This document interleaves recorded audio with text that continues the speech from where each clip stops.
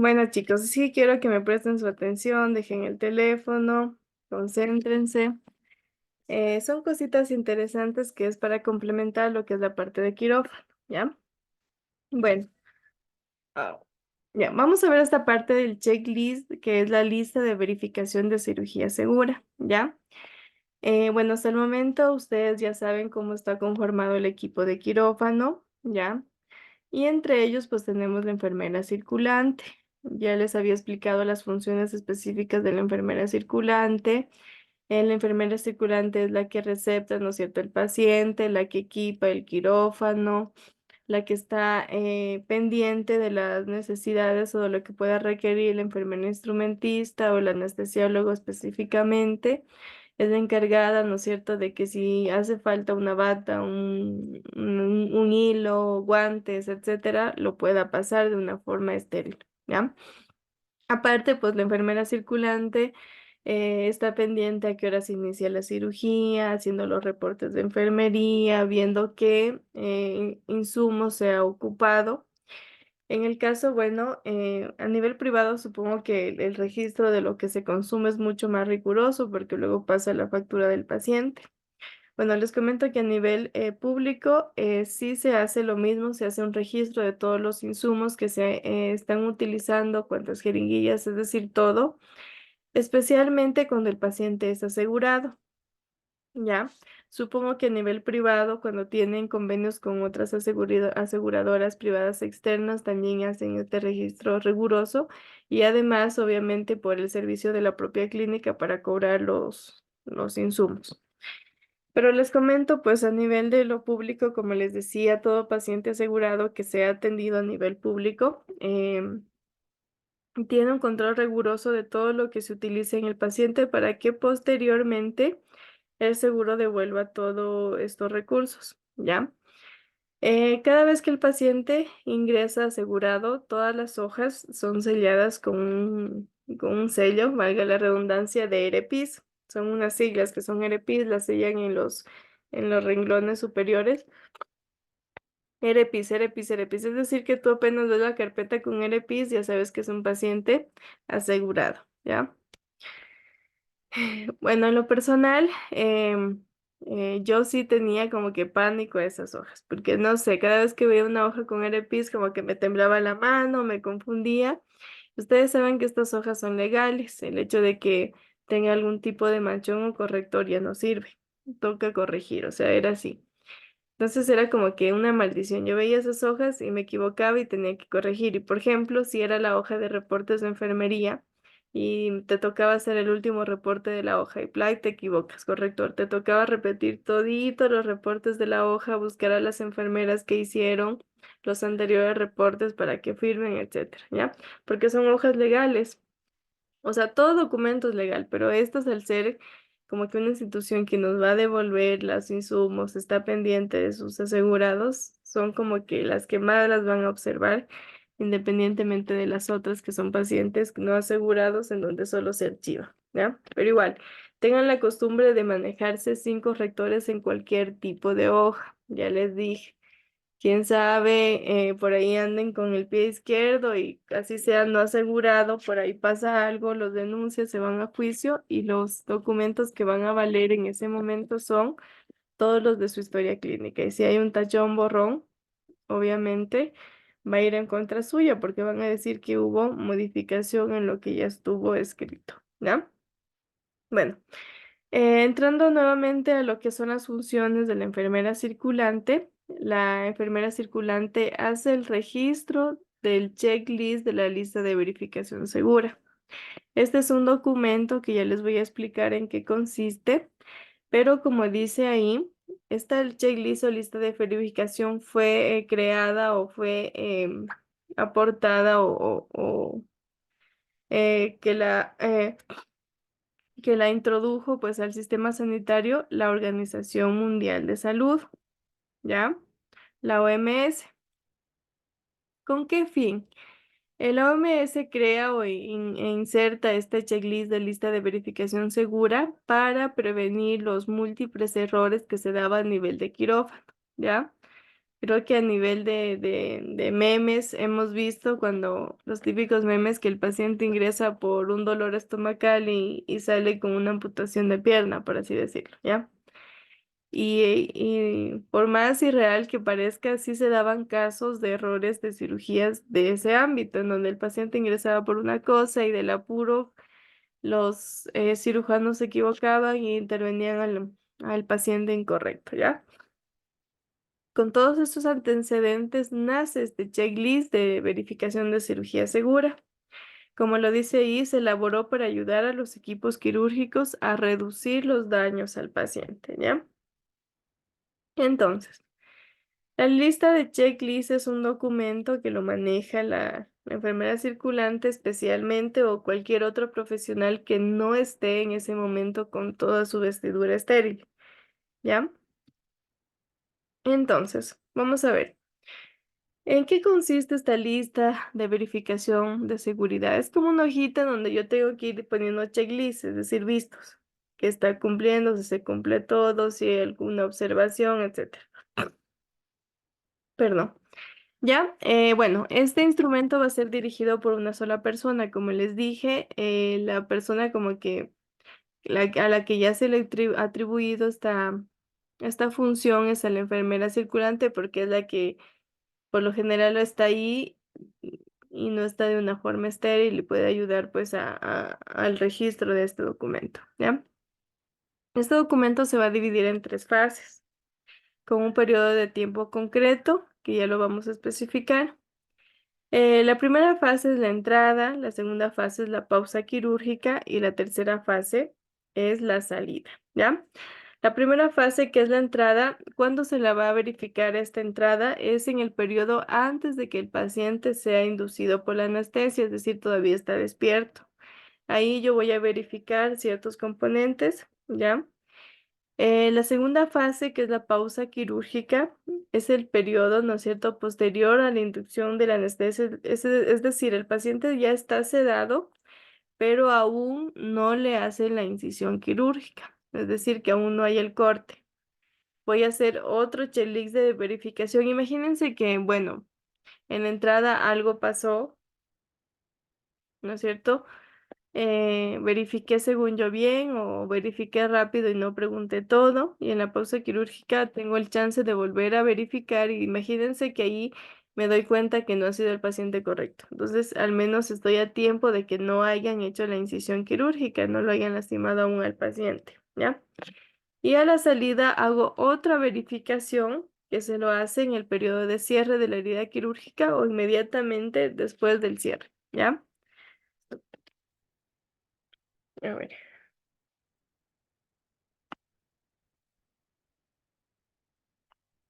En cada una de estas fases, ¿no es cierto? Antes de continuar con el procedimiento, se ha de permitir, ¿no es cierto?, que el encargado de llenar esta lista de verificación confirme todo lo que necesita preguntar dentro de la lista, ¿ya?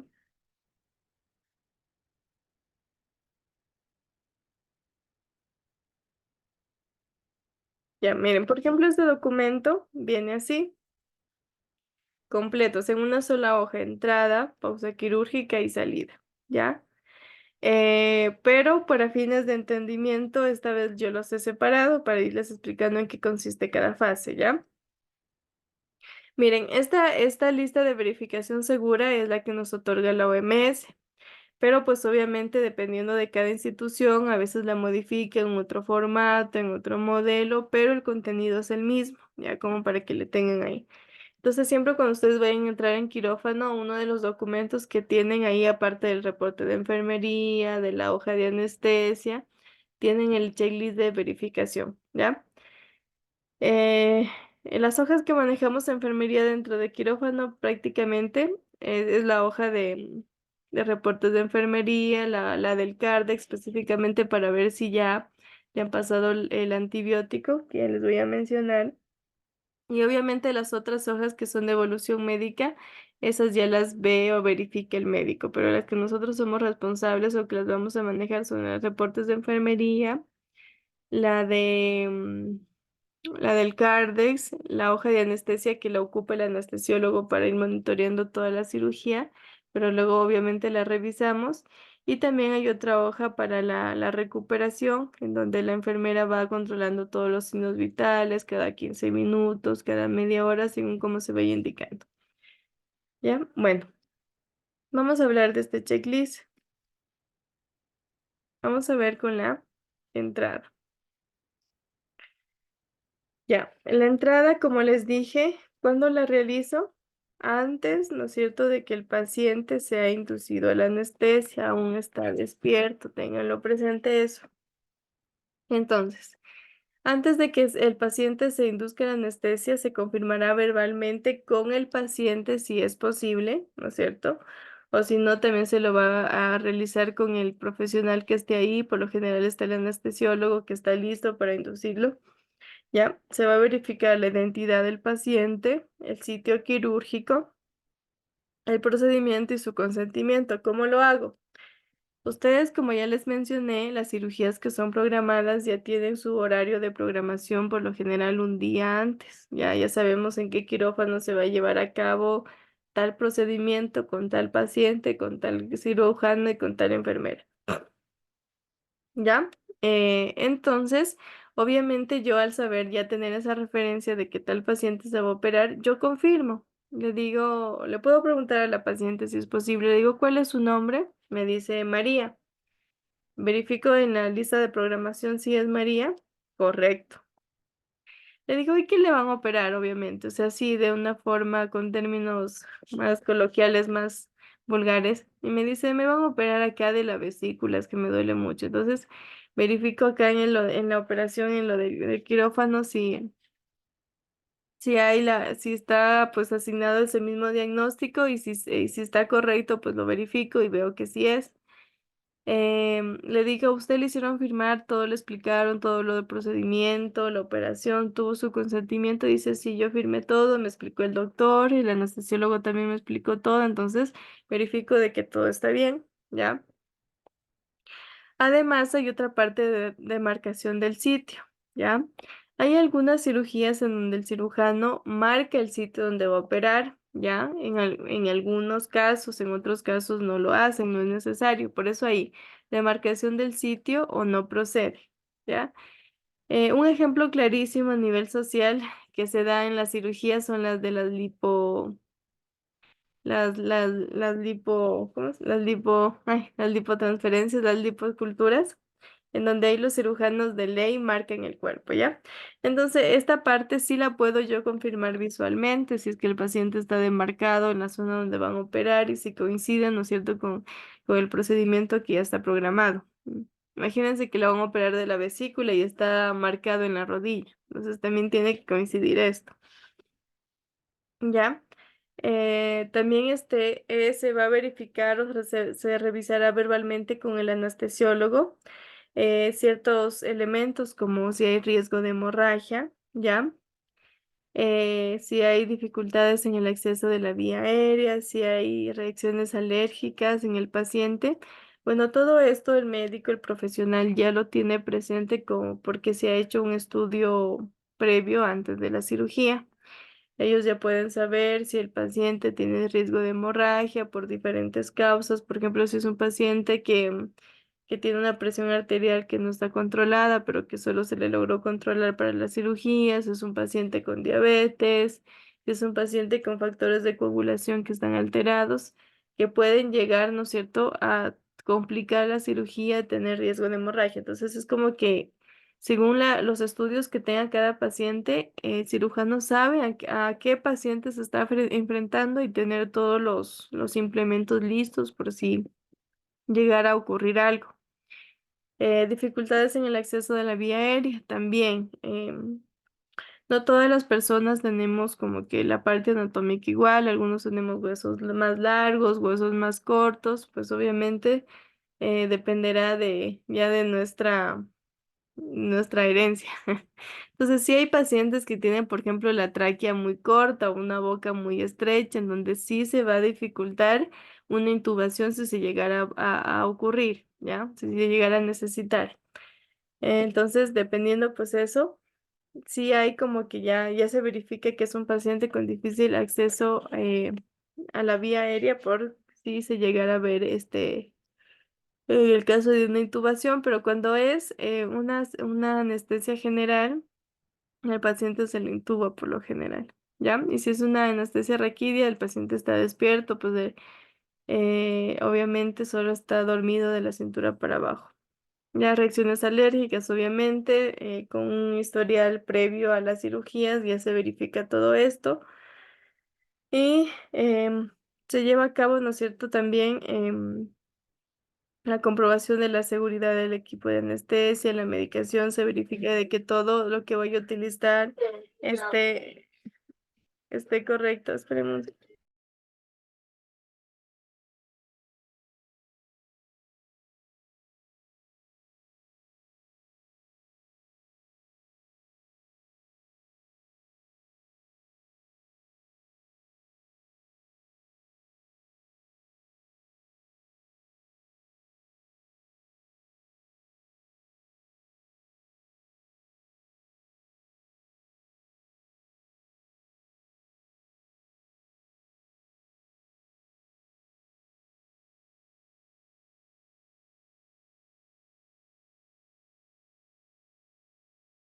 Dice su micrófono.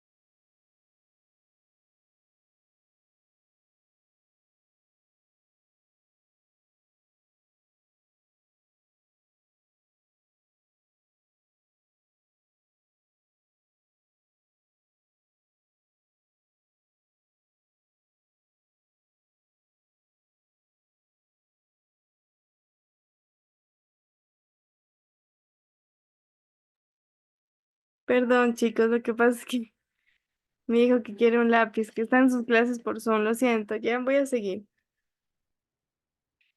Ya, bueno, todo esto se va a verificar prácticamente en la entrada. Con lo que yo voy a trabajar es netamente con el paciente, si es que puedo hablar con él, o con el anestesiólogo, porque es como es antes de que se induzca la anestesia. ¿Listo? Ya,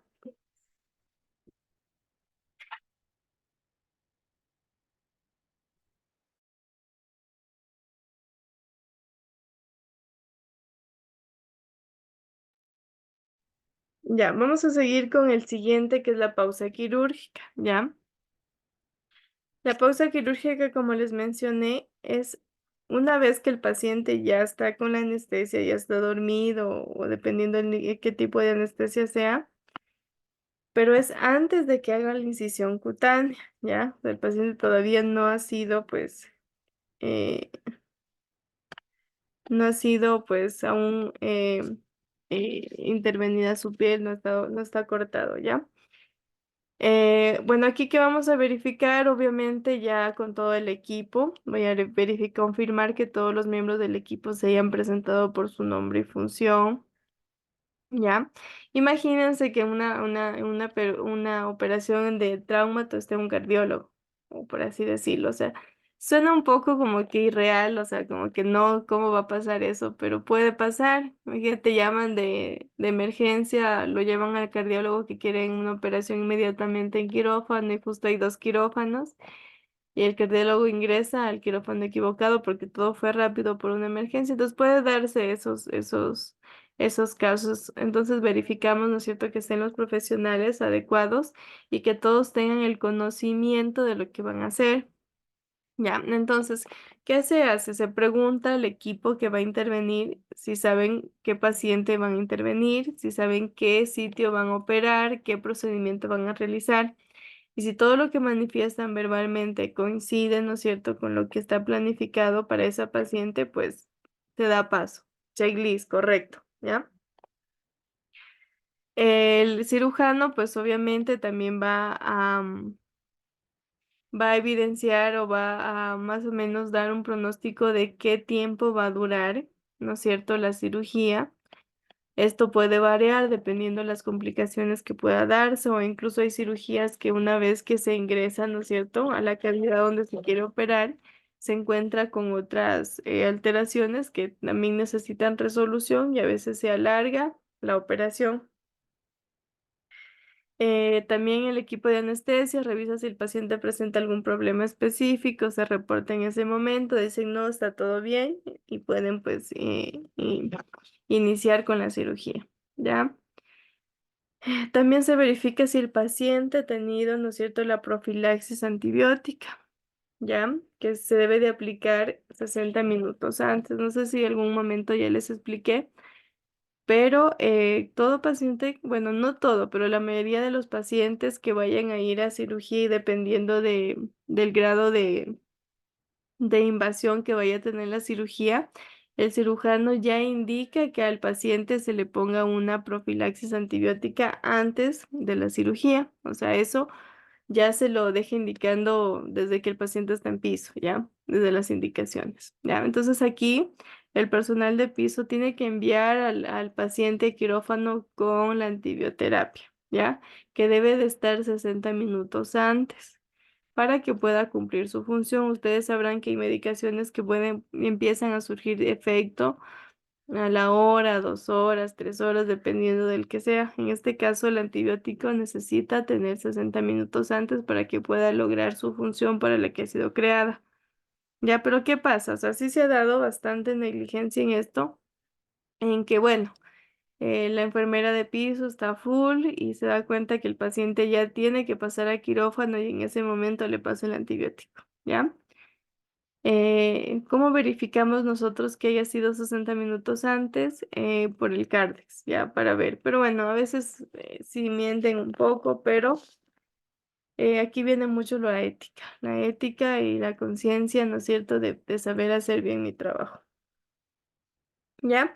En el caso de que hayan cirugías, con más que todo las traumatológicas, en donde necesitan, ¿no es cierto?, de imágenes para la intervención quirúrgica, pues se va a verificar de que las imágenes estén claras, estén en un lugar pues adecuado para la visualización del cirujano.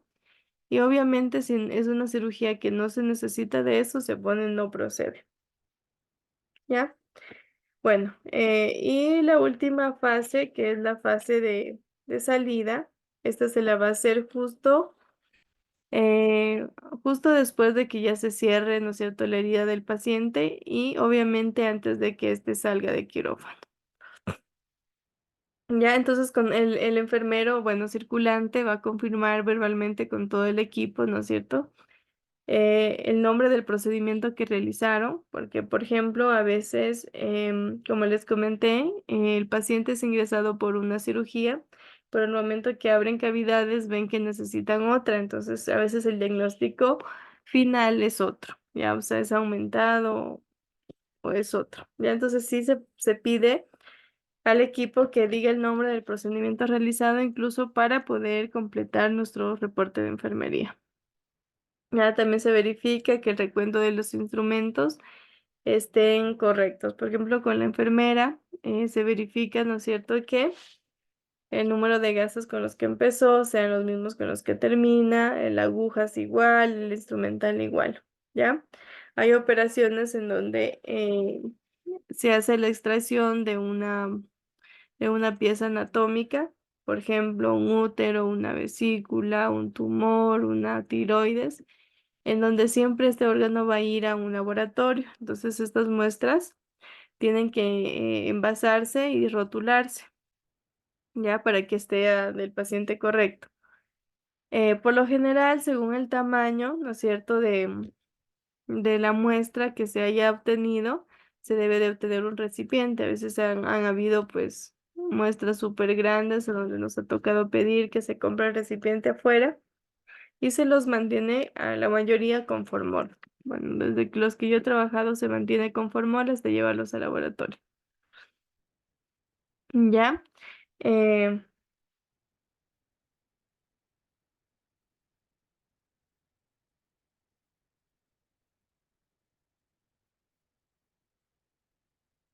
no. Eso básicamente, ¿qué más? Si hay problemas de resolver relacionados con el instrumental, se lo tienen que verificar en ese momento. Como les dije, si se perdió una pinza, tienen que buscar antes de que salga el paciente. Si algo ocurrió, pues en ese momento. Ya el cirujano, el anestesista y el enfermero revisen los principales aspectos de recuperación y tratamiento del paciente y obviamente una vez finalizado el cirujano se retira, la enfermera instrumentista se va con sus pinzas y los que se quedan con el paciente en realidad son el anestesiólogo y la enfermera circulante, ¿ya? El anestesiólogo tiene que estar con el paciente hasta que se despierte y esté estable, ¿ya? No lo puede dejar solo porque él está responsable de la inducción de anestesia. Una vez que el paciente ya está controlado, estable, lo llevan ya a la sala de recuperación, ¿ya? No lo saquen hasta que se despierte. ¿Por qué? Porque ahí en quirófano tenemos el carro de reanimación por si algo llegara a pasar. Entonces tienen todos los implementos justo ahí, más cerca y al alcance que en la sala de recuperación, ¿ya? Aunque en la sala de recuperación también se manejan otros instrumentos para reanimación, pero siempre sale el paciente ya del quirófano prácticamente con ya un cierto nivel de movilidad o ya casi despierto, ¿ya? Pero en recuperación va a ir recobrando toda la movilidad de su cuerpo. Ya luego el anestesiólogo lleva al paciente, ¿no es cierto?, a la sala de recuperación, la circulante se queda limpiando todo, desinfectando todos los aparatos de monitorización, el tensiómetro, el oxímetro, la máquina de anestesia, todo, todo, todo, todo, incluso la cama quirúrgica. Y una vez que ya desinfectado todo, llama al personal de limpieza para que desinfecte lo que es paredes y suelos, nada más. Ya aquí está todo el checklist y se acabó. Ya, entonces, bueno, como para poderles comentar un poquito a nivel de la realidad cómo se maneja esto. En realidad, o sea, ya hablándoles de la parte real, a veces no se cumple a cabalidad el checklist. O sea, es que hay cosas que uno ya se asume. O sea, ya preguntas la primera vez de entrada ya todo. Ya para qué hacerles la pausa quirúrgica si ya preguntas. O sea, a veces por tiempo hay cosas que ya uno ya solo las marca, chac, chac, chac, chac, chac, ¿ya? Pero obviamente sí a la salida hay que tener cuidado de que todas las gasas y todo esto sí se cumpla.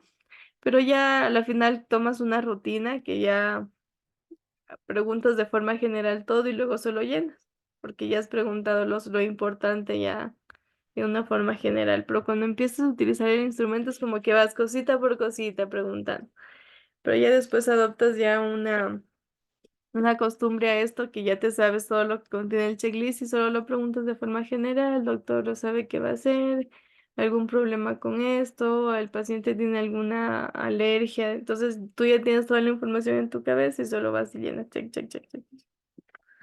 Ya, o sea, como para decirles es que al final tanto papel que hay a nivel de salud que ya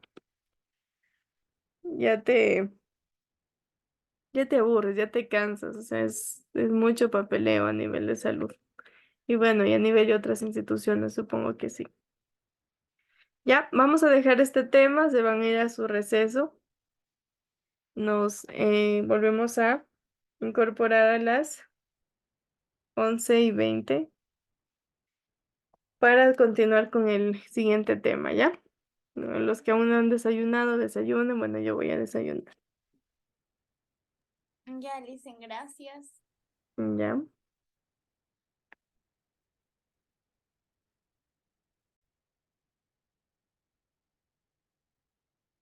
ya. Bueno, María Yunga ya le puse asistencia, como ya la admití. Gracias. Y vamos a continuar con este tema de suturas.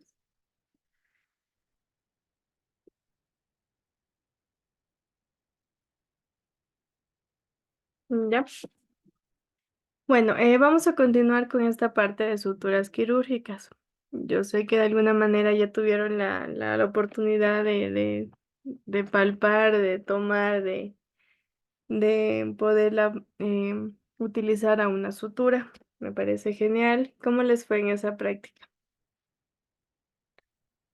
No tuvimos por el de los choneros.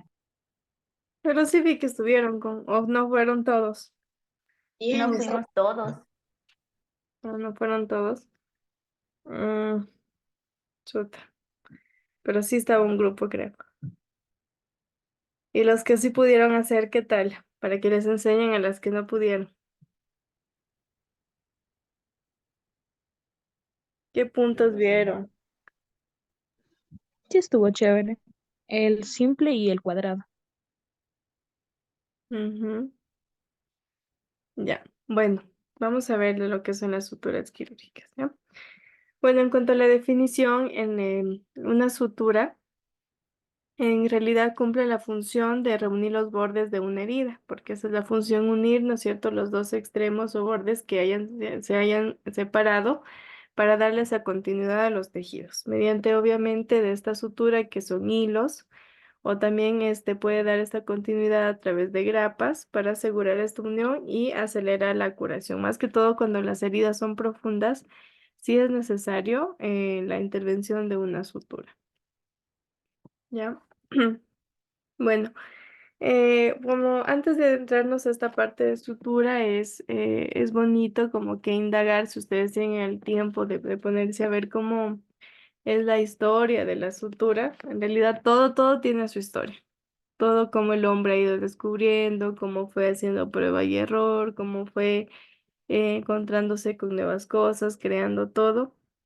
Y bueno, no recuerdo muy bien, pero dentro de la historia nos decía que una forma en cómo el hombre se dio cuenta que podía aproximar los extremos o bordes de una herida, se dio cuenta a través de una hormiga. No me acuerdo qué tipo de hormiga es, pero es una hormiga grande en donde se dieron cuenta que esta hormiga, ¿no es cierto?, les mordía y se quedaban sus colmillos incrustados en la piel, ¿ya?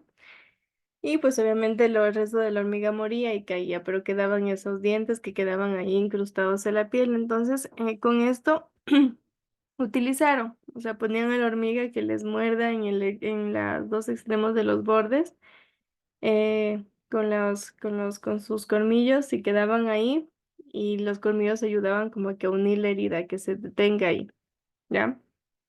Entonces, es como que, bueno, algo así cuenta la historia y desde ahí nace como la idea de utilizar algo para unir los extremos. Y nacen lo que es las grapas. No sé si alguien ha visto una herida que está unida con grapas. Es que todas las grapas se utilizan cuando el lugar de la herida está tiene mucho riesgo de abertura. Por ejemplo, a nivel de una fractura de huesos que tuvo rotura de tejidos. Entonces sí le ponen la grapa para que se mantenga, o sea, que no haya riesgo de apertura porque la grapa es mucho más sólida, mucho más rígida. Ya también los hilos los fueron creando a través de la seda, del gusano de seda, iban hilando, la hacían mucho más fina, etcétera. O sea, todo se fue dando. Incluso la historia de la anestesia es también bonita, ya hay cositas que ya me he ido olvidando, pero si ustedes se ponen a indagar de cómo ha ido evolucionando la medicina, wow, uno se queda loco. O sea, antes dicen que suturaban sin anestesia y lo mucho que avanzaban a hacer eran suturas muy pequeñas. ¿Por qué? Porque el paciente no aguantaba el dolor. Eh, por más, o sea, si es un dolor profundo, imagínate en ese rato te da un infarto, un shock por el dolor inmenso que estás experimentando y va a ser fatal. Ya, entonces a lo mucho se podía hacer cirugías pequeñas, pero sí, porque no había anestesia. Y la mayoría de cirugías no tenían como que mucha cura. ¿Por qué? Porque tampoco no llevaban en sí todas las normas de asepsia, de antisepsia. Entonces algunas heridas se contaminaban, las muchas que se lograban salvar eran porque eran pequeñas. Pero si era una herida grande, la verdad es que ya no se podía hacer mucho porque había una contaminación grande y el paciente no aguantaba en suturarse, en coserse unas heridas profundas.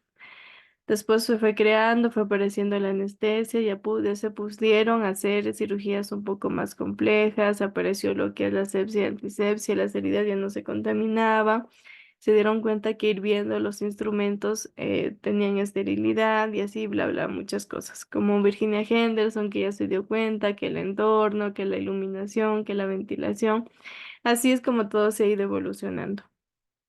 ¿Ya? Entonces, si ustedes tienen tiempo de ponerse a leer la historia, qué lindo, o sea, poder entender cómo todo, o sea, todo lo que ha ido surgiendo. Ya vamos a ver lo que es las características de una sutura. Adriana se conectó. Sí, le dicen aquí. Le voy a poner la asistencia ya, solo por esta Ya. vez. He demorado mucho comiendo. No, le dicen, sino que estoy un poco mal en el internet, es que estoy en Vilco. Mm, claro, ya, porque ya de aquí no hay otra hora ya, si no le pongo. Ya. Listo. Ya. De la mayoría está en su ranchito, los que no son de Loja. Sí, Chévere. Ya vamos con la característica de la sutura. Ustedes ya algo creo que sí les explicó el doctor, pero no está de más volver a repetir. Miren, dentro de la sutura, ¿no es cierto? Tenemos un poco de información que nos da ahí. Como vemos, una de las características es el grosor y resistencia que tiene la sutura. En este caso, el grosor o el diámetro, o sea, el grosor prácticamente, se da con la numeración de los ceros, ¿ya? Entonces,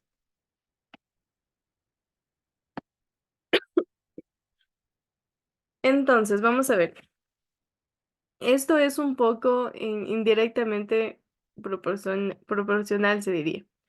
Entre el menor diámetro o menor grosor es igual al mayor número de ceros, ¿ya?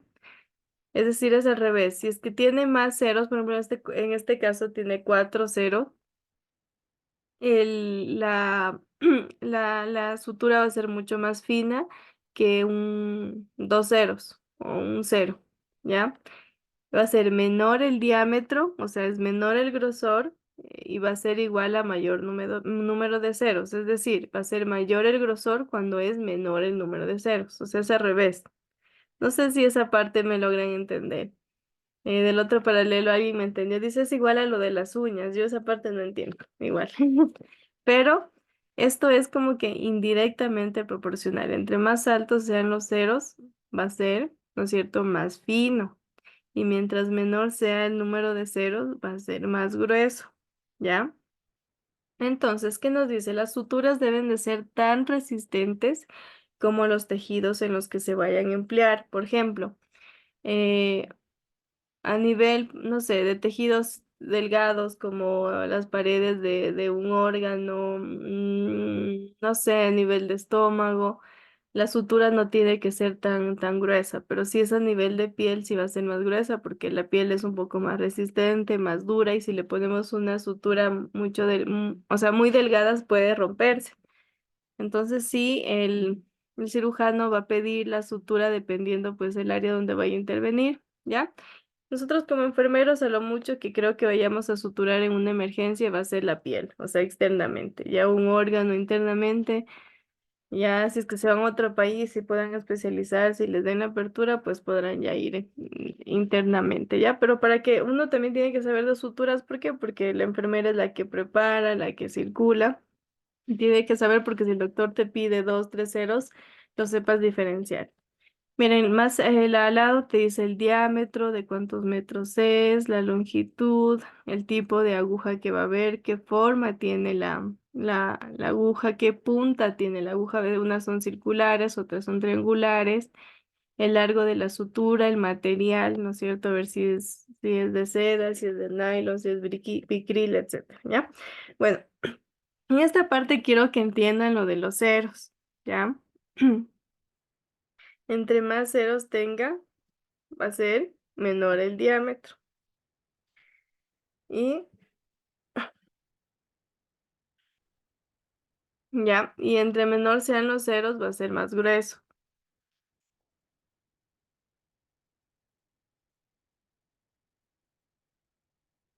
Ya, vamos a esta parte de acá. Filamentos de la sutura, como para conocer. Se me corre. Hay filamentos que son monofilamentos y multifilamentos, ¿ya? Es solo por conocer. Los monofilamentos, como su nombre ya lo dice, tienen un solo filamento, son uniformes, son homogéneos, ¿ya? Y los multifilamentos es porque están formados por varios filamentos, son como tipo trenza, tipo soga, como se puede ver ahí. Y los multifilamentos resultan ser un poco más resistentes por el hecho de ser varias hebras, ¿ya? Solo por saber, solo por conocer los filamentos, ¿ya? Pero en realidad más se lo maneja por el material y por el grosor. Eso es lo que más se maneja a nivel cuando les van a pedir. Ya, y dentro de las suturas tenemos las suturas reabsorbibles y las no reabsorbibles, ¿ya? Obviamente, cuando vamos, bueno, cuando se sutura todo lo que es cavidad interna, vamos a necesitar suturas reabsorbibles porque no vamos a volver a abrir al paciente para retirarle una sutura.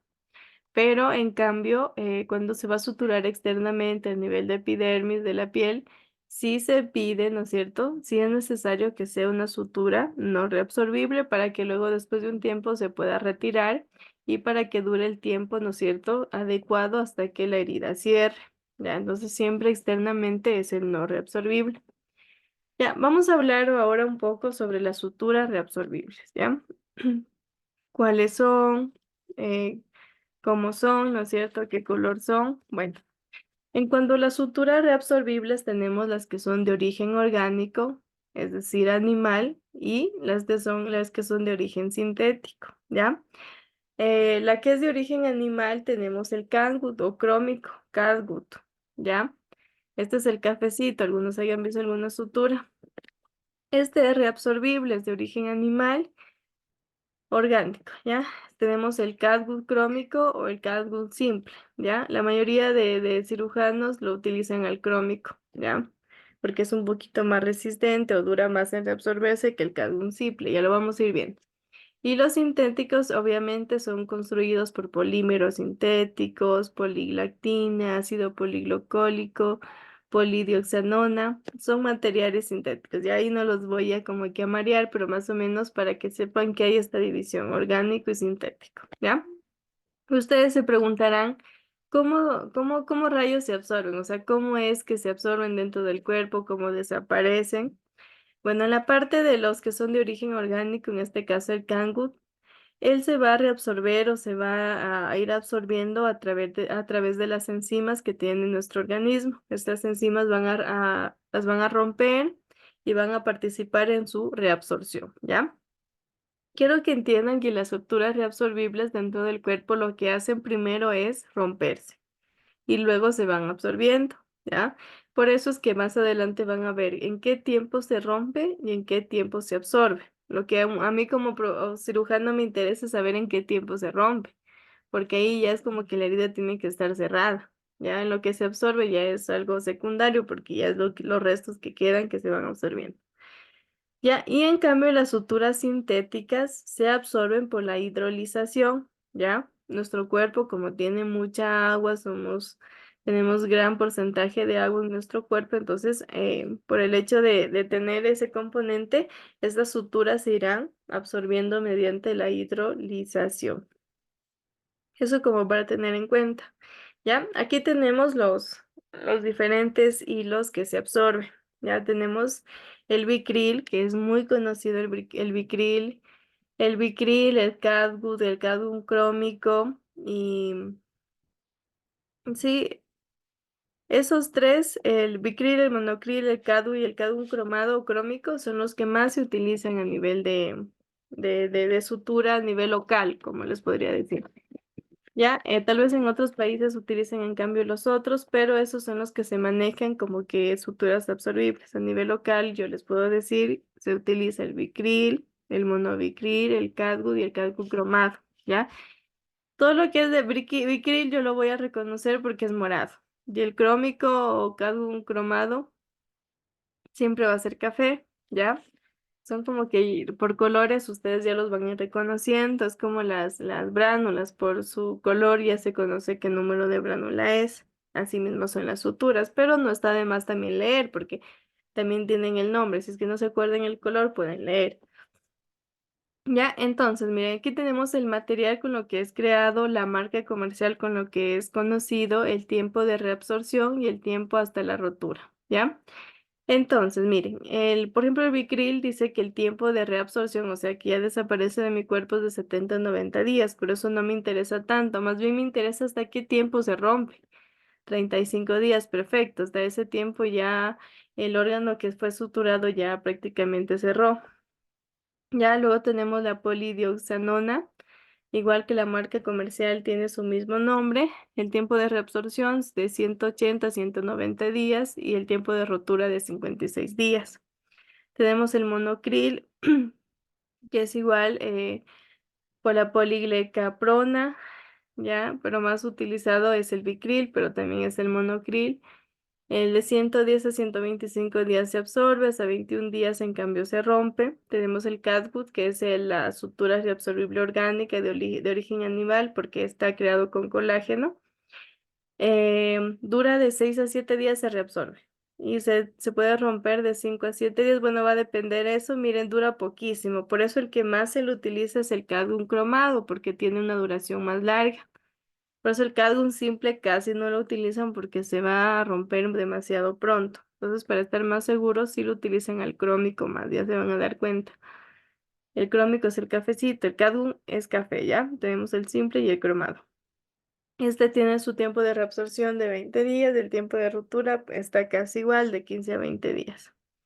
Y el Dexon, que yo la verdad no lo he manejado, nos dice que dura de 90 a 120 días, tiempo de ruptura hasta 35 días, ¿ya? Estos son básicamente los que se trabaja a nivel de sutura reabsorbible. Ya les dije, los que más van a ver son los moraditos y los cafés. Los moraditos son los bicril, el monocril y el café, que es el CAD, ya sea cromado simple, el que más se utiliza es el crómico o cromado. ¿Por qué? Porque se absorben un poco más tiempo, más largo que el simple, ¿ya? Para que lo tengan presente. Vamos con las suturas no reabsorbibles, ¿ya? Estos no se va a resolver por el organismo, tienen que ser obviamente retiradas, pueden ser de monofilamentos o multifilamentos, también pueden ser orgánicas o también pueden ser inorgánicas, al igual que la anterior. Las orgánicas son creadas a través de seda, de algodón, de crin, etc. Y las inorgánicas obviamente por aleaciones sintéticas o metálicas, porque también hay unas suturas como que componente metálico, ¿ya? Bueno, aquí vamos a ver cuáles tenemos en las suturas no reabsorbibles. Estas son chéveres también. Es cuestión de que se vayan acoplando.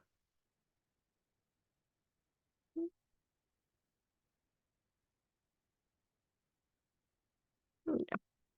Miren, tenemos el seda. Ya, el material es el seda. En su nombre comercial tenemos algunos que tienen el silk o el nombre seda. Por lo general, toda sutura que sea de material seda es celeste. ¿Ya? Miren, la pueden ver como silk o algunos tienen nombre directamente seda. Entonces, silk o seda, yo me sabía aprender por la S. Silk, seda o por el color. Poco a poco se van a ir ambientando, ¿ya? No se absorbe. También tenemos el nylon. El nylon es bastante conocido. Es creo que el que más se usa. El nylon y el seda son el que más los he utilizado. El nylon también Em, viene así, es color verde caña, como lo ven ahí, nylon. Por lo general, la mayoría tiene el nombre nylon, aunque como lo dice ahí, tiene otros nombres comerciales como perlón, etilón o neurón o neurolón, pero terminan en on, es nylon. Es como le vayan cogiendo ya, cómo se vayan aprendiendo estos nombres. Ya tenemos el polipropileno, que también forma parte de los hilos. Ese lo he utilizado muy poco. Va a depender mucho de la disponibilidad. Por ejemplo, a nivel de público, más teníamos seda y nylon. De repente venía el polipropileno, o sea, va a depender de los recursos. Luego no había nada, se les mandaba a comprar al paciente, pero supongo que a nivel privado tienen la disponibilidad de la mayoría. Asumo yo a nivel privado no he trabajado. ¿Ya? Y tenemos el poliéster, que está con su nombre comercial Mercilene, y el acero inoxidable, que es una sutura de acero. Esos dos últimos no los he trabajado, pero es importante que sepan que existen, ¿ya? Entonces, de aquí, ¿cuáles son los que se utilizan más? Los tres que ven ahí. El nylon, que es verde, el seda, que es celeste, y el polipropileno, que es un azul más intenso, ¿ya? Si ven ahí cómo me muestra cómo es el corte de la aguja, un triángulo invertido, un triángulo, un círculo, ya cómo va a ser el corte como cuando va a ingresar. Ya, ¿cuál es el tiempo recomendable de una sutura no reabsorbible que esté en el cuerpo? Bueno, esto va a depender mucho de la profundidad de la herida y donde ésta esté presente. Ya, por ejemplo, si es una herida corta de unos 4 o 5 puntos, máximo 7, 8 días ya tiene que retirarse esta sutura. ¿Por qué? Porque tiene riesgo de encarnación. En cambio, si es una sutura grande de unos 20, 25 puntos, esto va a depender de cómo el cirujano indique. Algunos te indican más tiempo por el riesgo de que se abra. Incluso saben decir, bueno, a los 10 días vamos a retirar los hilos pares. Y después de unos 5 días más vamos a retirar los hilos impares para prevenir, ¿no es cierto?, que se abra esta herida al ser muy grande. Ya, cuando es una herida grande, sí hay que pedir, ¿no es cierto?, la asesoría del cirujano, a ver qué piensa él, si ya se le puede quitar, pero si son heridas cortas, pequeñas, son 7 días mínimo que puede estar porque luego se encarna y va a ser mucho más doloroso. Ya, esto es un cuadro un poco más completo de todo lo que les he hablado, la clasificación de absorbible, no absorbible, las de origen, ¿no es cierto?, natural, sintético, y está un poco más desglosado ahí, el nombre de la sutura, el tiempo de absorción, el color, ¿no es cierto?, si son monofilamentos, si son multifilamento, ¿ya? ¿Y en qué tejido se puede aplicar? ¿Ya? O sea, como que si ya se dedican ya a esto, si ya les gusta quirófano, lo puedan revisar un poco más, aunque ustedes se sepan manejar colores, nombres y los ceros están del otro lado y sepan diferenciar cuáles son absorbibles y no absorbibles, ya están del otro lado, porque digamos, en ese rato le dice, quiero suturar a la piel, deme viendo un nylon. Entonces ustedes van a ver, ven que no hay nylon. Entonces ustedes en su cabecita buscan otro tipo de sutura no reabsorbible que puedan darle la opción al médico a tener. Diga, doctor, no hay nylon, pero hay seda o hay polipropileno. Ya, entonces no ir a decir, no, no hay nylon. No, más bien dar una respuesta ya más profesional. Miren, no hay nylon, pero tengo otras opciones que son no absorbibles igual. O sea, a ese nivel queremos llegar, ¿ya? Eso. Miren, ahí les he traído un poquito más eh, de los colores. Y ahora vamos con las suturas. Igual estas diapositivas van a estar subidas en el EVA, ¿ya? Vamos con las agujas de sutura, ¿ya? Las agujas, como ustedes pueden ver, hay de diferente tamaño, diferente corte, algunos en círculo y en triángulo, ya sea invertido. ¿Y qué funciones tiene la aguja? Pues la aguja va a guiar el hilo, ¿ya? Con la aguja, ¿no es cierto? Nosotros abrimos la piel, o sea, aperturamos el orificio de la piel por donde va a ingresar el hilo. Entonces, sí guía el hilo de sutura a través de los tejidos. Estos tienen que ser estables al sujetarse con un portaagujas. Tienen que tener una afilación suficiente para penetrar al momento la piel, porque imagínense una aguja roma, ¿no? Lo que le vamos a es lesionar ahí la piel haciendo presión para que ingrese. Tienen que ser estériles, tienen que ser rígidas para no doblarse ni romperse. Imagínense de rompa ahí cosiendo y se quede dentro. Hay que otra vez ir removiendo para sacarla. Tienen que ser resistentes a la corrosión y para esto son fabricadas en acero inoxidable. ¿Ya? Miren, como para seguir con su clasificación, según su estructura se pueden clasificar en traumáticas y atraumáticas. Las traumáticas son aquellas en que el hilo está separado de la aguja y hay que añadirla, ¿ya? Pero la mayoría de suturas vienen ya traumáticas, es decir, que vienen ya unidas o pegadas a la aguja, con la sutura o el hilo.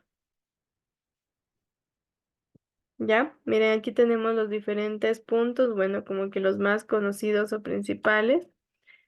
Algunos tienen otros nombres, pero como que estos son los más conocidos. Miren, el punto simple y intermitente, creo que es el que lo hicieron, son puntos separados en los que cada uno tiene su propio nudo, ¿ya?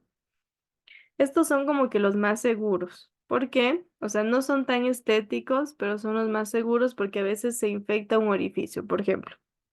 Un orificio donde ingresó la aguja se infecta y si infecta ese, bueno, solo se retira ese puntito y los demás se mantienen. Pero en cambio, cuando se hace un punto continuo simple, si ven que se hace un nudo al inicio y un nudo al final, puede infectarse ese puntito y si la abro se me afloja toda la sutura. Ya entonces sí es como que para un buen, o sea, un buen resultado, para que no haya riesgo de apertura o que se infecte toda la herida, el punto simple intermitente es como que más utilizado. Pero también tenemos el punto intradérmico, este es full estético, ¿ya? Es en donde la sutura todo lo hacen, se queda dentro de la intradermis, o sea, ¿qué sería? De la dermis, para que no se vea el hilo afuera, ni siquiera se va a ver ningún orificio, todo se lo hace internamente, eso ya es prácticamente de la cirugía plástica, en donde se hace el punto intradérmico, pero sí hay bastante riesgo de que si se complica, se daña todo. Ya, porque solo va a afuera solo se ve un nudo en un extremo y el nudo al final, no se ve nada más de hilo. Son súper chéveres, sí, me ha tocado retirar esos hilos en donde toca cortar un extremo y jalar. Pero sí, a veces suelen ser un poco más dolorosos porque es todo un hilo que sale. Y el punto bloqueante, ya eso es otro tipo de punto que es más o menos como el punto continuo simple, pero que se le vaya añadiendo por encima el hilo entrecruzado. ¿Ya? Y bueno, esto es lo que sí creo que me olvidé de decirles, pero en la parte de instrumentación quirúrgica, la enfermera instrumentista ya le pasa al cirujano la aguja montada en el portaagujas, ¿ya? Nosotros ya entregamos la aguja lista o ya clampeada con el portaagujas, ¿ya? ¿Por qué? Porque el cirujano recibe y directamente va a la piel, él no la está como que no la está montando. Nosotros ya le damos lista para qué cosa, ¿ya?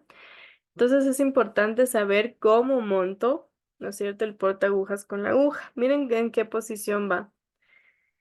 Déjenme ver si tengo aquí un puntero.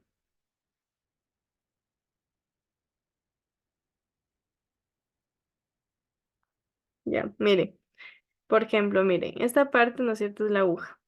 Esta es la punta, esta es de la parte más más distal de la punta, entonces esto va unido a la aguja. ¿Dónde va a ir el porta agujas? Va a ir esta parte, puede ser cerca de la mitad o en esta parte ¿qué sería? En el primer tercio. O sea, si yo lo divido la aguja en tres, uno, dos y tres, en este tercio, en el primer tercio de aquí iría el porta agujas, ¿ya? No puede ir muy acá cerca de la punta porque no le va a dar el espacio para que ingrese y salga de la piel. ¿Ya? Entonces siempre va a ir en esta zona, en este primer tercio, donde se va a poner el portaagujas. Ya, mira, así lo voy a dar, lo voy a entregar al cirujano. El portaagujas va a ir a este nivel. Miren, yo esta aguja la divido en tres. Uno aquí, la primera parte hasta aquí, la segunda parte hasta acá y esta es la tercera parte. En este primer tercio es donde yo voy a ubicar el portaagujas, cerca, ¿no es cierto?, del hilo para que esta punta me dé chance de ingresar en el tejido y salga. Entonces ahí suelto y jalo de acá. Bueno, ustedes ya practicaron, pero sí se le entrega listo al cirujano. Ya, bueno, vamos a ver las escalas de valoración de sedación. Ya, ustedes cuando estén en quirófano también se maneja bastante lo que son las escalas de valoración de sedación. Creo que hasta ahora ya hayan visto full escalas. La escala de Eve, escala de Norton, escala de,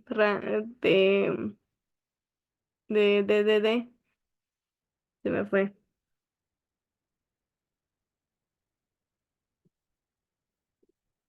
La que le dije recién. Escala de Glasgow. Ujú. Ya, y aquí vamos a ver otras escalas, ¿ya? Verán, tenemos la escala de Ramsay, ¿ya? Esta no la utiliza tanto los enfermeros, pero sí es como que importante saberla, pero ya les voy a decir cuál sí se tienen que aprender. Bueno, esta es para que la conozcan. La escala de Ramsay, ¿cómo se la aprende Ramsay? Ramsay, Duri, Duri, Duri, Duri. Bueno, con esa canción yo me la aprendí el nombre. Y es para evaluar el grado de sedación cuando el paciente está siendo inducido, ¿ya? Es para saber si o sea, la medicación de sedación está acorde, ¿no es cierto? Está haciendo efecto o le falta más, más medicación, más anestesia, ¿ya? Más que todo, esta escala de Ramsay la maneja el anestesiólogo. ¿Qué verifica? Pues, ¿qué niveles evalúa esta escala de Ramsay? Va a evaluar 6 niveles, en donde, ¿no es cierto? El primero es cuando el paciente aún está despierto y el último ya se va durmiendo, ya está prácticamente ya dormido, o sea, ya en un estado de coma, ya no responde a estímulos. Y así es, en el primer nivel está despierto, ansioso, agitado, no descansa, en el segundo está despierto, cooperador, orientado y tranquilo. En el tercero está dormido con respuesta a órdenes, en el cuarto está somnoliento con breves respuestas a la luz y al sonido. En el quinto ya está dormido, pero sí responde al dolor. Pero en el sexto ya no está profundamente dormido, que no responde a ningún tipo de estímulos. Y ahí ya podremos decir que ya está, ¿no es cierto? En este caso, inducido con su anestesia. Pero vamos a esta escala de Aldrete. Esta sí se la van a aprender, esta sí necesito que se la aprenda. La escala de Aldrete, en cambio, es para evaluar a un paciente en su recuperación posanestésica. Esta sí la vamos a utilizar. ¿Por qué? Porque el paciente cuando ya pasa en la sala de recuperación, el que está ahí controlándole somos nosotros los enfermeros principalmente, ¿ya? Entonces, con la recuperación posanestésica, nosotros podemos saber, ¿no es cierto?, en qué nivel de recuperación está y en qué momento ya podemos pasarlo ya a piso. Esta escala se valora de 0 a 10 puntos. Cuando el paciente ya está mayor o igual a 9 puntos, indica que ya puede, ¿no es cierto?, abandonar la sala de cuidados posanestésicos y pasar a piso, como se dice, ¿ya? Esta escala de Aldrete se la va a utilizar bastante cuando es de anestesia general. Ya vamos a ver de qué se trata esa escala de Aldrete. La escala de Aldrete va a valorar cinco niveles o 5 parámetros, por así decirlo, ¿ya? Va a valorar la actividad, la respiración, la circulación, la conciencia y la saturación de oxígeno, ¿ya? En cuanto a la actividad, si el paciente es capaz de mover 4 extremidades voluntariamente, o sea, yo ya lo veo desde acá que ya está moviendo las manos y las piernas, es voluntariamente o ante órdenes, es decir, voy y le digo, a ver, don Juan, ya levante la pierna derecha, levante la pierna izquierda, levante el brazo izquierdo, ¿sí? ¿Ya? Entonces, o ante órdenes, si ya puede mover las 4 extremidades, tiene 2 puntos. Si mueve solo 2 extremidades, va a tener 1 punto. Y si es incapaz de mover extremidades, va a tener 0, ¿ya? En cuanto a la respiración, si veo que es capaz de respirar profundamente y toser libremente, ya sin nada de necesidad de oxígeno y eso, está saturando bien, tiene 2 puntos. Si en cambio veo que tiene disnea, dificultad para la respiración, veo que respira muy rápido, tiene 1 punto. Y por el contrario, veo que tiene apnea, que por momentos se queda sin respiración, tiene 0, ¿ya? En cuanto a la circulación, si tiene la presión arterial menor o igual al 20% del nivel que tuvo de presión antes de la anestesia, va a tener 2 puntos. Pero si la presión arterial está de entre el 20 al 49% del nivel de la presión que tuvo antes de la anestesia, va a tener 1 punto. Y si por el contrario la presión arterial está mayor o igual al 50% de la presión que tuvo antes de la anestesia, va a tener 0, ¿ya? Y en cuanto a la conciencia, si lo veo que está completamente despierto, 2 puntos. Si en cambio está dormitado y solo responde cuando yo le llamo, le pregunto algo, tiene 1 punto. Y si por el contrario, en cambio, está dormido y yo por más que le hablo, le hago estímulos de dolor, no responde, 0, ¿ya? Y en cuanto a la saturación de oxígeno, si el paciente se mantiene saturando mayor al 92%, solo respirando al aire ambiente sin oxígeno, tiene 2 puntos. Pero en cambio veo que, ¿no es cierto?, que tengo que ponerle oxígeno para que llegue, ¿no es cierto? A cerca del 90% tiene un punto. Y sí, se está saturando menos del 90%, a pesar de que le pongo oxígeno, tiene cero, ¿ya? Entonces, un paciente que esté, o sea, que no cumple ninguna actividad, o sea, que todo esté mal, ¿qué puntuación va a tener?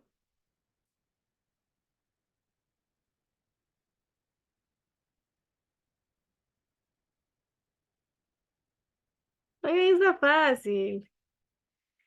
Están dormidos. O sea, si todo está mal en un paciente, ¿Cómo dijo? ¿Cómo dijo? a ver, un paciente que tenga todo mal ahí, o sea, todo no cumpla nada, ¿qué puntuación va a tener? Cero. Cero. Cero. Ah, ya. ¿Y si está todo bien? Dos. Dos. 10. 10, 10. A ver, Ayuda, ayuda. vamos a hacer un ejemplo.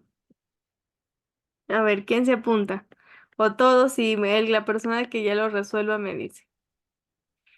¿Ya? A ver, llega un paciente, o sea, está un paciente, llega un paciente a la recuperación posanestésica y presenta las siguientes características.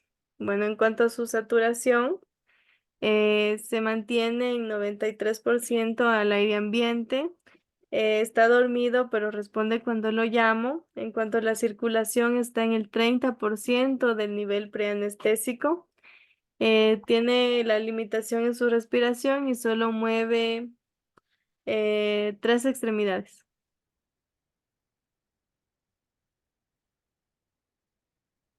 8. ¿Ya alguien más? Repítalo de nuevo, Lisa.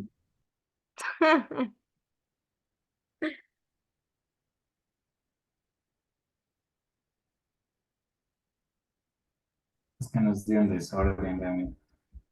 De la respiración ya no escuché, solo llegué hasta el 6. En la respiración de limitación en la respiración. Y ya, para que no se confundan, mueve solo dos extremidades.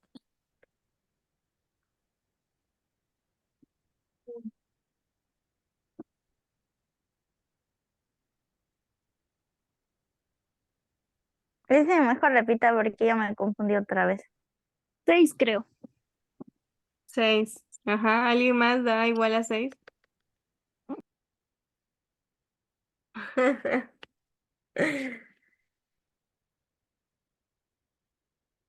O alguien se queda en shock.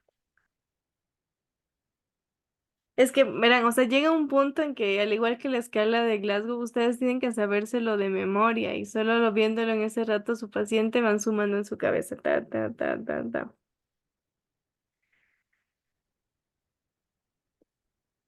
Este, no sé si ustedes han visto en sus experiencias en emergencia, el médico dice, tiene un Glasgow 12, 15, 13, 15, 10, 15, o sea, ya de una, y no es que estuvo, con un papelito, ya se la sabe. Ya, pero poco a poco, ¿ya? Esto, mire, esta escala de Aldrete, si la pueden tener en su libreta, si es que ya han creado una desde los ciclos anteriores, súmenla. Es importante. Dicen, lo bueno es que a ellos les pagan, a nosotros no. Le hice una pregunta. ¿Qué Cuando dices? mueve 3 extremidades, ¿es 2 o 1? O sea, en realidad no sé, no va a pasar eso, a mí se me salió. Ah, Imagínense que solo mueva un brazo y dos piernas.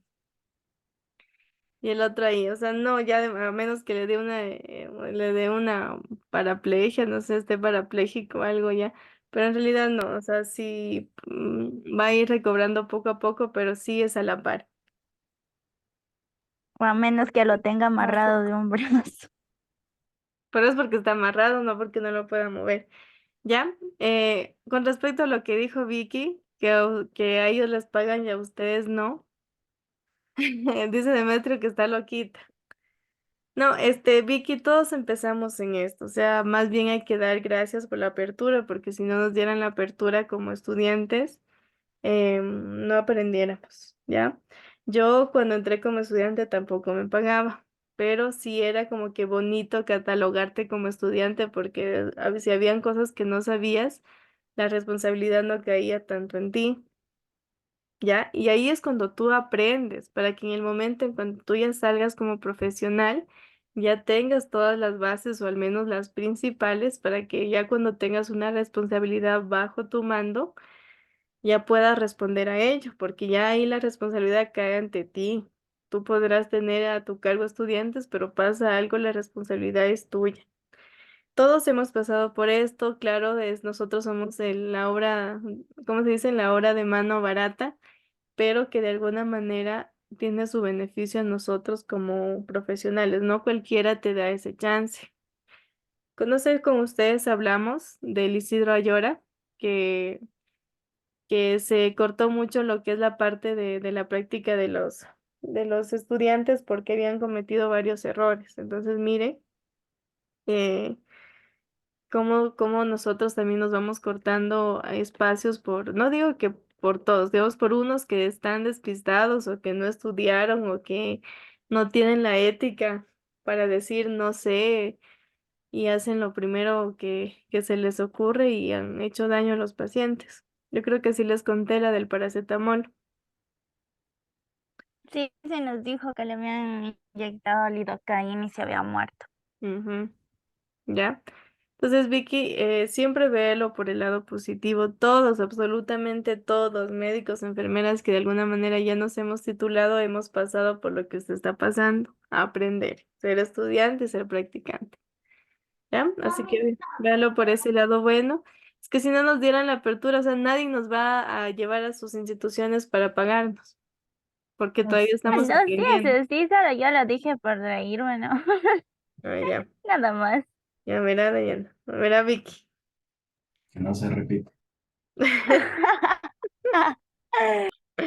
No, yo Ya. sí sé que eso es, hay que pasar por eso, pero a la final no se sabe nunca, y a la final, como yo le decía, y es como que a veces pasa algo, y o sea, no digo, se ponen a apostar las cosas así, entonces no sé, mejor, es como que mejor dejo ahí nomás y digo, bueno, yo a lo que vine y ya elimino al resto de personas, si tengo que interactuar, actúo, y si no, no ha pasado nada.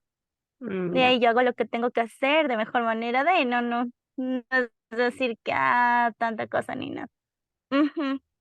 Ya, chévere, ¿no? Sí, así se va uno aprendiendo, incluso no confiar en todo el mundo. Ya vamos a esta parte de manejo de hemoderivados. A ver, ¿quién de aquí ha ayudado, ha participado en una transfusión de sangre?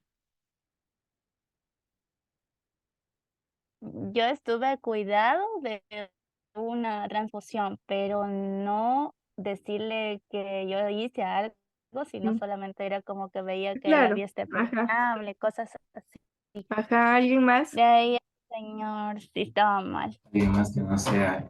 Ya, yo también estuve, pero solo ayudé a pegar esos stickers en la historia de la enfermería. Ya, ¿no es Y cierto? Bueno, en eso. los que ya han tenido pues la experiencia, ¿no es cierto? Los hemoderivados vienen con una cajita, vienen con unos documentos de donde lo entregan, con los stickers. Viene ahí la firma, ¿no es cierto?, de la persona que entregó, con la firma de la persona que recibió. También se firma la persona que administra. De metro está full chat, quién le escribió, no sé.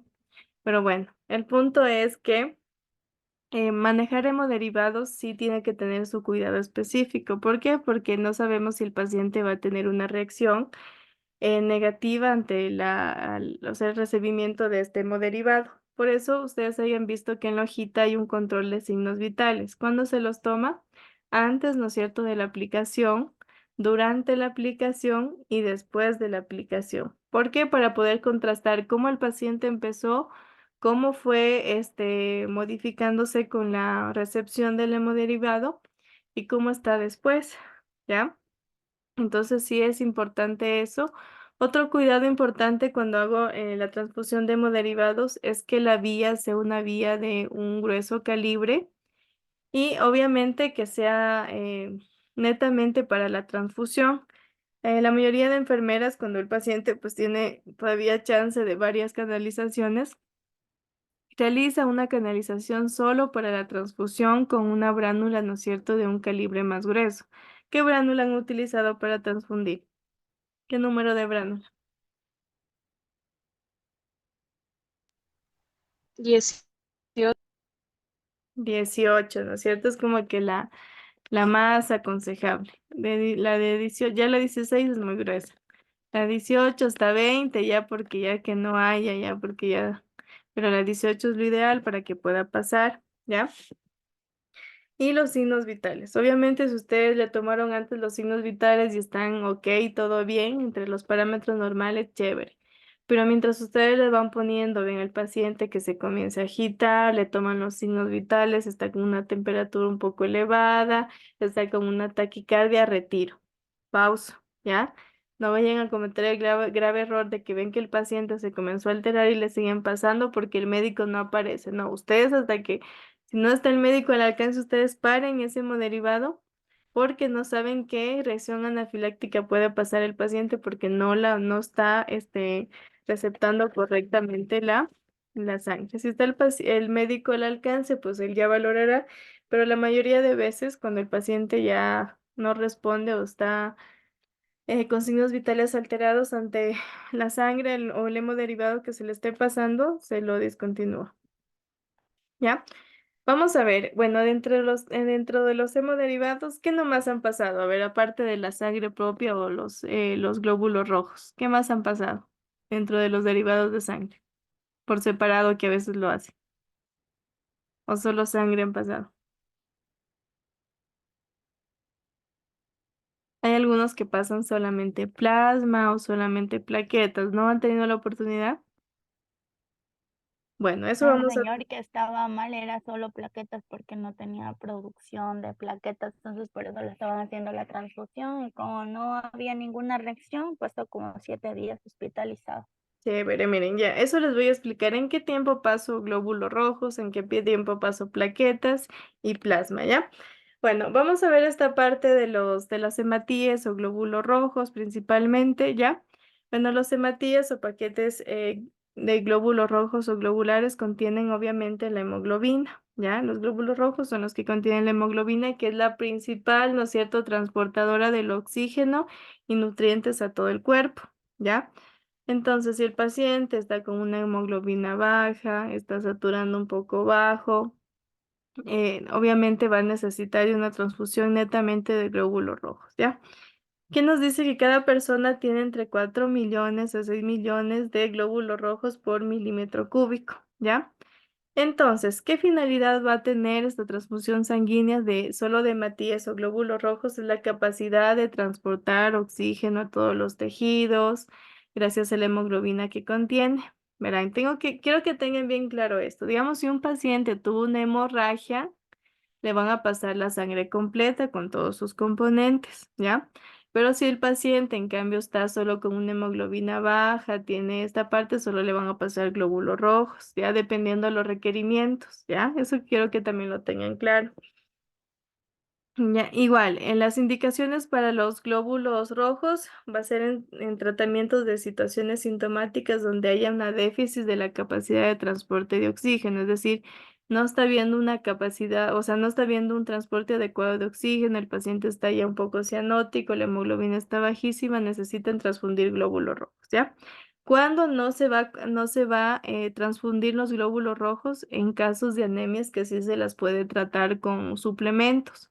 Por ejemplo, una hemoglobina menor a 7 ya necesita una transfusión de glóbulos rojos, pero si está en 8, 9, 10, sí se la puede controlar con hierro, con suplementos, pero no es como que el primero, hemoglobina baja, eh, transfusión, no.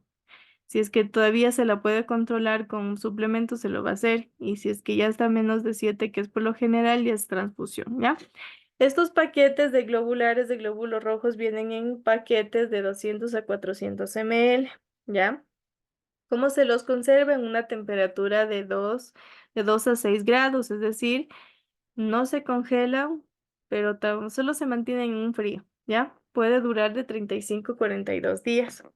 ¿Qué tiempo dura la transfusión? Aquí viene como que una pregunta clave. Bueno, la transfusión sanguínea se la puede administrar o se la administra de 1 a 2 horas. Algunas literaturas te dicen que hasta 3 horas, pero no es recomendable pasarse tanto tiempo porque la sangre se calienta. Usted la puede pasar de 1 hasta máximo 2 horas, no menos, siempre en ese tiempo, ¿ya?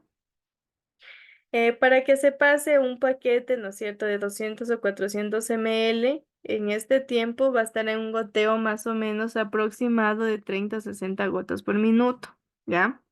Para que se pase más o menos dentro de ese tiempo. Ustedes van a ir viendo, bueno, lo ideal es que la sangre se pase sola, ¿ya? Pero sí han habido casos en que no pasa la sangre pronto y le añaden un suero al ladito para que la vaya diluyendo. Yo la verdad eso no lo he hecho, pero sí he visto que algunos sí la pasan de esa manera, no sé sus experiencias, pero algunos la van pasando con solución para que se vaya haciendo más líquida, porque algunas ya se quiere calentar, ya como que se quiere coagular, bueno, ya son cosas que algunos van adoptando. Que esté contraindicada, no, pero no es como que tan ideal de que se pase con solución, más bien que sea la sangre pura. O sea, al final se pasa todo, sí, pero lo ideal es que se pase por sí sola. Y al final para lavarle si se le pasa una cantidad de solución, pero ya van a ver en sus prácticas que hay personas que para que se pase, o sea, pronto, porque a algunos no les pasa, saben demorar hasta 3 horas, em, pasan con solución. Por eso también, que me aseguro de canalizar una vía solo para transfusión y que sea de un grueso calibre y que el paciente obviamente, según la extremidad donde yo le canalice, la mantenga pues extendida o no la doble, porque también a veces si es en el brazo, a nivel de la flexión del brazo, doblan el brazo y ustedes no se han dado cuenta durante su turno, van a ver, no ha pasado nada porque el brazo ha estado doblado. O sea, hay muchas causas por ahí. ¿Ya? Luego vamos a ver el plasma. ¿Ya? El plasma, miren, es un componente igual de la sangre, es el líquido transparente y de color amarillento, ¿ya? Ustedes no sé si han visto cómo se separan, ¿no es cierto?, los componentes de la sangre. Bueno, el plasma es el líquido en sí, contiene pues el 90% de su contenido es de agua, contiene vitaminas, anticuerpos, proteínas y principalmente contiene los factores de coagulación. Ya también contiene hormonas, sales minerales, grasas disueltas, hidratos de carbono, principalmente. Entonces el plasma, como para que lo tengan bien claro, contiene los factores de coagulación, ¿ya? Los glóbulos rojos, en sí la hemoglobina para el transporte de oxígeno y nutrientes, ¿ya? Su función, pues, son varias, es la transportadora de los nutrientes y, pues, la reguladora de la temperatura, de la presión osmótica y más que todo interviene en la coagulación. ¿Por qué? Porque tiene los factores de coagulación. Ya, ¿en dónde está indicada? En los pacientes con hemorragia activa o pacientes que deben de ser sometidos a intervenciones quirúrgicas, pero que tienen, ¿no es cierto?, alterados los factores de coagulación, entonces sí les pasan un plasma por ahí, ¿ya? ¿Qué más? Como en pacientes, ¿no es cierto?, con problemas de coagulación, ya sea eh, por pacientes que tengan diferentes, como ¿cómo se diría? Diferentes eh, alteraciones en la parte de la composición de su sangre, ¿ya? Que hay varios que están ahí. Igual los paquetes del plasma vienen de 200 a 300 ml. A diferencia del anterior, el plasma se congela. Ya está a una temperatura para congelarse, -18, -25. Puede durar congelado 3 meses, ¿ya? Y una vez descongelado, solo 24 horas. ¿En qué tiempo se lo pasa? Este es mucho menor a los glóbulos rojos. Se lo va a pasar en 20 a 30 minutos. Ya, esto es más rápido. Entonces, para que esa cantidad se pase en ese tiempo, el goteo va a ser mucho más rápido, más o menos de 125 a 175 gotas. Se lo puede ver que el goteo es más que todo ya continuo, ¿ya? Vamos a ver las plaquetas. ¿Ya? Las plaquetas, ¿no es cierto? Son células sanguíneas igual, que son más pequeñas. ¿Y para qué intervienen estos? Para formar, ¿no es cierto? El, para, o sea, para o sea, crear el trombo, o sea, el trombo plaquetario y para cortar la coagulación, o sea, el sangrado, o sea, la coagulación en esa parte. Para formar el coágulo, forman parte principalmente las plaquetas, cortarle para la hemorragia, dando tiempo a la formación del coágulo. ¿Ya? Todo el cuerpo, todas las personas tenemos entre 150.000 a 400.000 plaquetas en cada milímetro cúbico. Y más o menos estas plaquetas, estando en la muestra o ya en el paquete, pueden durar de 4 a 5 días en una temperatura de 20 a 24 grados. Bueno, en esta parte sí les quería comentar que en cuanto a las plaquetas, para la obtención de esto, hay dos formas, verán. Hay personas que donan la sangre, toda su sangre. Por ejemplo, ustedes en la donación que hicieron donaron toda su sangre y ya el laboratorio, si cree conveniente, separa en los componentes o los tienen completos según el requerimiento, ¿ya? Pero también hay lugares en donde transfunden, o sea, te sacan la sangre, bueno, extraen la sangre, perdón, o sea, con los componentes que de verdad van a necesitar. Yo hace unos meses en Guayaquil fui a donar solo plasma, ¿ya? Entonces ahí la máquina que la utilizan es tipo diálisis, en donde te canalizan, bueno, te ponen la aguja, tiene sus mangueras, tu sangre sale de tu cuerpo, ingresa a una máquina en donde dividen, en este caso lo que querían es el plasma queda en la bolsa y la otra sangre retorna nuevamente a mi cuerpo, ¿ya? Entonces si hay, Licen, ¿mande? Licen, creo que ya se acabó la clase y nos toca microbiología. Ay, perdón, sí, sí, me he pasado, ¿por qué no me avisa? Es que ya estaba hablando. Gracias, chicos. Ah, Tengo que abrir, ¿cierto? La ajá, otra clase. Gracias. Vayan saliendo, ¿ya? ya, Ya la finalizo. ya.